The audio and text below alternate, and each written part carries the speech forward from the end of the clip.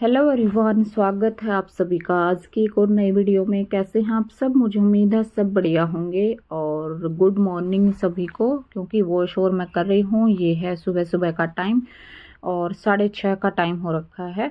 तो अभी मैं वॉइस ओवर करूँगी और इस वीडियो को फिर अपलोड करूँगी, तो आपको मिल जाएगी ये 11 बजे तक, क्योंकि 11 बजे का टाइम जो है मैंने अभी रख दिया है वीडियो का।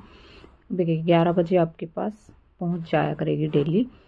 और जो ये क्लिप है ये मैंने कल निकाली थी। कल मैंने थ्रेडिंग कराई थी दिन में, तो घर पे ही जो है मैंने थ्रेडिंग करा ली थी। और जो जिनसे मैं थ्रेडिंग करा रही हूँ ये बहुत ही अच्छा जो है काम करते हैं। तो पहली बार मैंने जो है इनसे थ्रेडिंग कराई थी, तो बहुत ही अच्छा जो है इन्होंने काम किया, अच्छे से थ्रेडिंग कर दी। तो मैंने सोचा कि चलिए घर पे ही करा लेती हूँ, जाना नहीं पड़ेगा। और होली भी आने वाली है, तो फिर सोच रही थी चलिए थ्रेडिंग वगैरह करा लेती हूँ। तो मैं यहाँ पे थ्रेडिंग करा रही थी और कैमरा फिर मैंने लगा लिया था कि चलिए बाद में फिर वॉइस ओवर मैं कर दूँगी, ठीक है।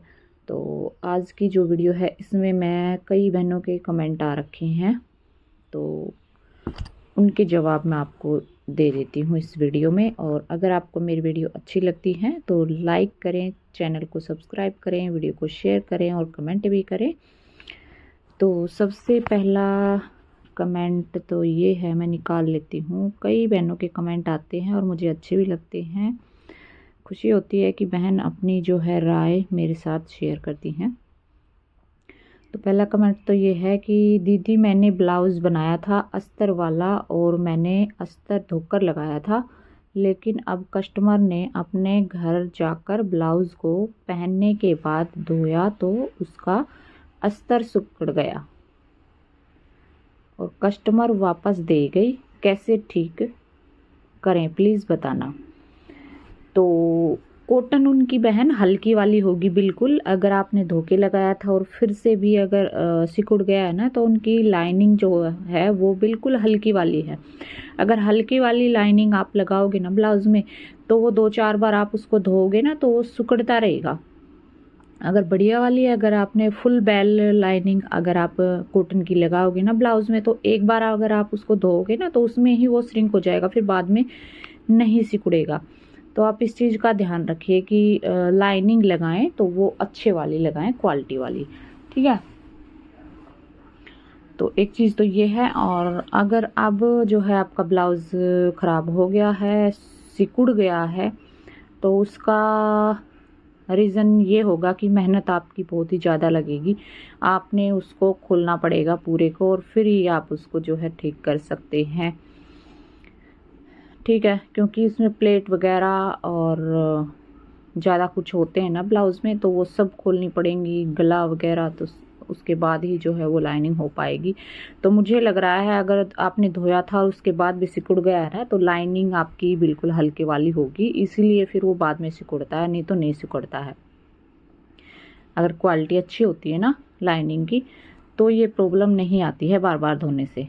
ये प्रॉब्लम आती है हल्की वाली लाइनिंग हम लगाते हैं, तो उसमें मांडी भी होती है जो हल्की वाली होती है ना, तो फिर उसको बार बार धोएंगे ना तो वो सिकुड़ता रहेगा और फिर कपड़े में भी हमारी अच्छी फिनिशिंग नहीं आती है हल्की लाइनिंग से। तो मैं यही सलाह दूंगी कि लाइनिंग आप कस्टमर को बोल दो कि भैया अगर वो लेके आते हैं ना खुद से, तो उनको बोल दो कि भाई ये प्रॉब्लम हो सकती है आपके ब्लाउज़ में, आपकी लाइनिंग ऐसी है, तो बाद में फिर आप मुझे मत बोलना, है ना। तो ऐसा कुछ आप कस्टमर को पहले ही बता दो, या फिर उनको बोल दो कि भाई लाइनिंग आप अच्छे वाली लेके आओ, तो फिर ये प्रॉब्लम नहीं आएगी। तो इस चीज़ का आप ध्यान रखा करें, ठीक है। और एक कमेंट है, दीदी मैं भी सिलाई का काम करती हूँ और सूट को ठीक सिल लेती हूँ, लेकिन सूट फिसलते हैं ज़्यादा जल्दी, पता नहीं क्या लिख रखा है। तो फिसलते हैं जल्दी नहीं सिलते, क्या करूं मुझे बताना। तो सिस्टर ऐसा है कि क्योंकि कपड़े आजकल ऐसे ही आ रहे हैं और तभी जो है सिलाई भी हमने एक्स्ट्रा लेनी होती है। क्योंकि कपड़े आजकल फिसलते हैं तो वो मशीन पे टिकते नहीं है आसानी से। तो उसमें तो क्या कर सकते हैं, अगर फिसलते हैं तो हमने संभालने ही पड़ेंगे। और जो है अगर आप बिगनर्स हैं तो दिक्कत आएगी आपको कपड़े को संभालने में। अगर कॉटन की लाइनिंग अगर हम लगाएं ना तो फिर वो थोड़ा सा कम जो है फिसलता है सिलते समय। अगर उसमें कॉटन की बजाय डिशीन की या फिर कोई हम जैसे कि सिल्क वाली लाइनिंग लगाते हैं, है ना, तो वो फिर ज़्यादा ही फिसलते हैं। तो उसमें तो हमने खुद ही संभालना पड़ेगा बहन। इसमें तो मैं क्या आपको बता सकती हूँ कि कोई ऐसी तरीका बताओ कि वो ना फिसले, है ना। तो उसमें आप अगर कॉटन की लगाओगे तो उसमें थोड़ा बहुत फ़र्क हो जाएगा कपड़े में, क्योंकि उल्टी साइड से हम सिलते हैं तो फिर वो मशीन से नहीं जो है फिसलेगा अगर कॉटन की लाइनिंग होगी तो। ठीक है, क्योंकि कपड़े आजकल ऐसे आ रहे हैं जैसे ऑर्गेन्जा हो गया, सिल्क हो गया, और जो है जॉर्जेट हो गया, टिश्यू हो गया, पता नहीं किस किस तरह के जो है कपड़े आ रहे हैं, लेकिन फिसलते हैं सभी। सिल्क थोड़ा सा ज़्यादा फिसलता है और ऑर्गेन्जा, है ना। तो इसीलिए जो है हम सिलाई कस्टमर से लेते हैं। कस्टमर बोलते हैं कि आपने ये सिलना ही है तो सूट ही तो सिलोगे, ऐसे ही सिंपल ही सूट है। और अगर हम बोलते हैं ना कि भाई नहीं इसमें ज़्यादा मेहनत लगती है, थोड़ी सी सिलाई एक्स्ट्रा हम लेंगे, तो फिर कस्टमर को लगता है कि नहीं आप ज़्यादा सिलाई ले रहे हो। तो ज़्यादा हम इसलिए ही लेते हैं क्योंकि फिसलने वाला कपड़ा जो है संभालने में बहुत ही मुश्किल होती है, सिलने में। तो ये तो आपने एडजस्ट करना ही पड़ेगा। फिसलने वाला कपड़ा है तो उसको आपने संभालना पड़ेगा। उसमें ऐसे कर सकते हैं आप, जैसे आप नॉर्मल कॉटन सूट की सिलाई लेते हैं ना, तो उसमें आप थोड़ा बहुत चार्ज ज़्यादा ले सकते हैं, जैसे 50 रुपये ज़्यादा आप ले सकते हैं उसमें। जैसे नॉर्मल सूट, किसी का नॉर्मल सूट कॉटन सूट आप सिल रहे हो और एक आप ऐसे फिसलने वाला सूट सिल रहे हो जो फिसलता है ज़्यादा, तो उसका आप थोड़ा सा चार्ज एक्स्ट्रा ले लो।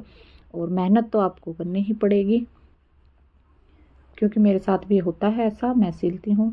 और हाँ, एक बोल रहे हो आप कि भाई जल्दी सिलाई नहीं होती, हाँ तो फ़र्क तो पड़ता है। अगर कॉटन सूट सिलेंगे तो वो जल्दी सिलेगा, अगर हम कोई सिल्क वाला या फिसलने वाला कोई कपड़ा सिलेंगे ना तो उसमें थोड़ा सा हमारा एक्स्ट्रा जो है टाइम जाता ही है। मेरे साथ भी होता है ऐसा।